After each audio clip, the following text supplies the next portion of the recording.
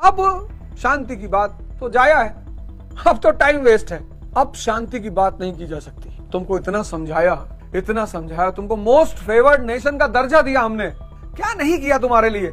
तुमने बदमाशी से मुल्क बनाया, अपराध करके मुल्क बनाया, धोखा देके मुल्क बनाया, फिर भी हमने कहा जाने दो कोई बात नहीं।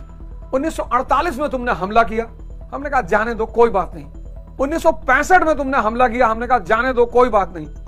1971 में तुमने बदतमीजी की, हमने कहा जाने दो कोई बात नहीं। कारगिल तुमने किया, फिर भी हमने कहा कोई बात नहीं। कब तक, कब तक? यहाँ के जितने हिंदू मुसलमान हैं इंडिया, पाकिस्तान, बांग्लादेश के, सब अमेरिका को गाली देते हैं, खासकर मुसलमान, लेकिन वीजा मांग रहे हैं। नहीं पढ़ ले जाके वहां पे, यहाँ पढ़ाई नहीं होता है। यूनाइटेड स्टेट्स ऑफ अमेरिका सब कुछ बिकता है, सब कुछ। तुमने कहा मुझे पत्नी ऐसी चाहिए जो दिन भर आई लव यू बोले, दूल्हे दिलाएंगे। $14 लाख पर ईयर। कितनी बार बुलवाना है? 20 बार दिन में, 25 बार, 40 बार, 40 बार बोलेगी, और हमारी तरफ से डिस्काउंट 54 बार बोलेगी, ले आओ भाई। अब ये बात इंडियंस को हजम नहीं होती, कहते हैं बहुत गिरा हुआ मुल्क है, ऐसे थोड़ी होता है, कोई भावना ही नहीं है, कोई फीलिंग ही नहीं है। ये सब बड़े आदर्शवादी बनते हैं और सब अमेरिका जाने के लिए परेशान। ये जो है सब ना, ये जो गाना सुनेगा सब फुल साउंड में ईयरफोन लगा के छत्ते पे अकेले जाके सुनेगा, तकिया मोड़ के सुनेगा, जागल रहेगा, लाइट बुझा के इसे सुतले का नाटक करेगा, सोचते रहेगा। लड़की सब बिल्कुल सोचते रहेगी यार यार कितना अच्छा मेरे सपनों का मजदूर आएगा।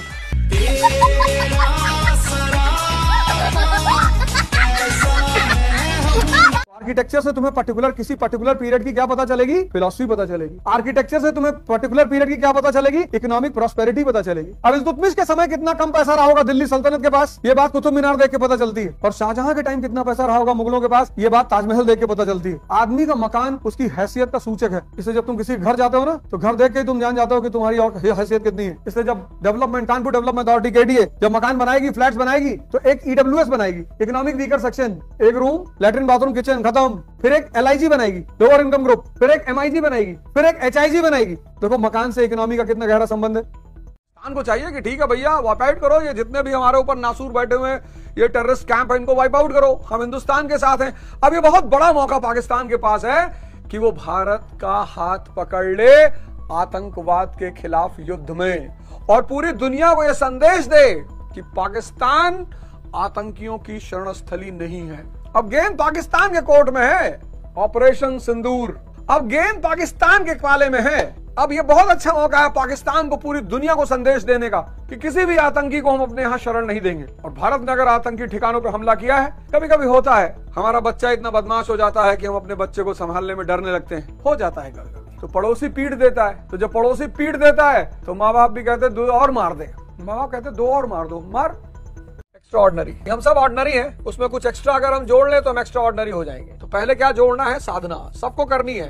साधना से क्या होगा? शक्ति पैदा होगी। इस शक्ति से क्या होगा? संकल्प पैदा होगा। और साधना, शक्ति और संकल्प से जब आप श्रम करेंगे, अगर इन तीनों के बिना आप श्रम करेंगे तो आप मजदूर हो जाएंगे। इन तीनों के साथ अगर श्रम तो सबको करना है, कोई बच ही नहीं सकता, इन तीनों के साथ आप संकल्प श्रम करेंगे तो आप तपस्वी हो जाएंगे। तपस्वी राजा हो सकते हैं, तपस्वी सांसद हो सकते हैं, तपस्वी IAS हो सकते हैं, तपस्वी डॉक्टर हो सकते हैं। ये सब ज्यादा एकदम चंडाल हो गया है सब। ये सब दुनिया का रंग देख लिया है, सब चंडाल हो गया है इन सबको। इन सब के आगे कोई हंसे मुस्कुराए कोई फर्क नहीं पड़ता, क्योंकि ये बेचारे पल भर मुस्कुराने की सजा भुगत रहे हैं।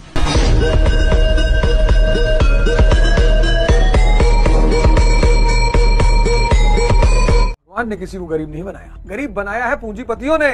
अगर भगवान गरीब बनाता तो बुद्ध का महल छोड़ने के बाद इतना नाम कभी नहीं होता। भगवान ने किसी को गरीब नहीं बनाया, क्योंकि वो साक्षात हर व्यक्ति के अंदर मौजूद है। तो जब व्यक्ति के अंदर भगवान मौजूद है तो कोई व्यक्ति गरीब कैसे हो सकता है? और अगर धन ही गरीबी है तो महल छोड़ने के बाद सिद्धार्थ बुद्ध बनकर आज तक अमर नहीं होते। महल छोड़ने के बाद आज तक महावीर स्वामी जी नहीं होते। वो हमारे कबीर दास जी को आज तक कोई याद नहीं रखता। इसीलिए मृत्यु को निधन भी कहते हैं। आत्मा रूपी धन खो जाए। अगर पाकिस्तान भारत पर हमला करता है तो फिर युद्ध शुरू होगा। जब नाश मनुष्य पे छाता है, पहले विवेक मर जाता है। युद्ध शुरू होगा, और जब युद्ध शुरू होगा तो फिर 1 अरब 50 करोड़ लोग तुरंत सैनिकों में बदल जाएंगे। पहली बार ऐसा होगा कि 1 अरब 50 करोड़ का देश, पूरा देश सेना के रूप में बदल जाएगा। सब तैयारी कर लो, हमारे भाई, हमारी बहनें, हमारी सेना अगर हमारे लिए जान देने की सरहद पे तैयार है तो हम देश में सेवा करेंगे। ऑपरेशन सरहद, जी ने कश्मीर को 1950 में एक तोहफा दिया। कौन सा तोहफा? Article 370 gift. किसको? JNK को। बोले जब तक प्लेबिसाइट नहीं हो जाता तब तक आर्टिकल 370 पवित्र बंधन का काम करेगा। भारत और कश्मीर किससे जुड़ेंगे? आर्टिकल 370 से। आर्टिकल 370 पवित्र बंधन का काम करेगा। कब तक? जब तक प्लेबिसाइट नहीं हो जाता। और ये तोहफा मिलने के बाद ऑटोनॉमी, JNK को ऑटोनॉमी, विशेष दर्जा, कश्मीर में कोई बाहरी रह नहीं सकता, वहां जमीन नहीं खरीद सकता, और बड़े सारे, आपने तो आर्टिकल 370 वाला जब आप पास हुआ था तो आपने पढ़ाई होगा बहुत सारी बात, विशेष दर्जा, स्वायत्तता। और शेख साहब भागे, आर्टिकल 370 का केक लेके भागे कश्मीर की तरफ। और कश्मीर में एक बहुत 80% तबका उनको मान ही रहा था, उसके लिए वो नायक थे ही। 1950 में आर्टिकल 370 मिलते ही शेख अब्दुल्ला बन गए महानायक। कश्मीरियों से उन्होंने कहा कि देखा, स्पेशल स्टेटस ले आए तुम लोगों के लिए, भारत में होकर भी तुम भारतीय नहीं हो। बड़ी उपलब्धि थी। तुम भारत के हो, भारतीय तुम्हारे नहीं है। बड़ी गजब का खेल। खैर राजनीतिक दृष्टिकोण से उचित था, क्योंकि भाई सरकार ने प्लेबिसाइट का वादा कर रखा था, तो राजनीतिक दृष्टिकोण से तो बहुत अच्छा था।